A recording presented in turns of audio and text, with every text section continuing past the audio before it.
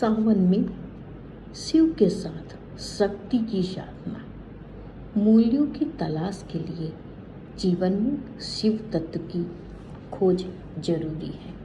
सावन एक अवसर देता है कि हम अपने अंदर कार्य कर रही प्रकृति की शक्तियों को जान लें। हम खाते हैं, पढ़ते हैं और विकसित होते हैं। यह प्रकृति है, हम प्रकृति की शक्तियों के अधीन हैं। वह हमें बाध्य करती है, लेकिन जब हम आध्यात्मिक रूप से जाग जाते हैं तो प्रकृति के इन कार्यों को नियंत्रित और रूपांतरित कर सकते हैं। सावन इसके लिए अनुकूल मास है। सावन हमें उस परम सत्य को जानने के लिए आध्यात्मिक स्वतंत्रता का संदेश देता है। शिव का प्रिय महीना सावन है। श्रवण मास में पूर्णिमा के दिन चंद्रमा श्रवण नक्षत्र में होता है, इसीलिए इस माह का नाम श्रवण है।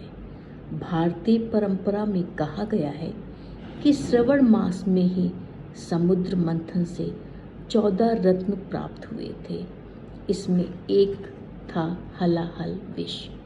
इस विश्व को शिव जी ने अपने गले में स्थापित कर लिया था, जिससे उनका नाम नीलकंठ पड़ा।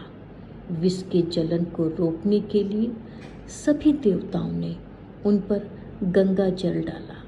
तभी से श्रवण मास में श्रद्धालुओं कवाड़िए तीर्थ स्थल से गंगा जल लाकर शिव जी पर चढ़ाते हैं।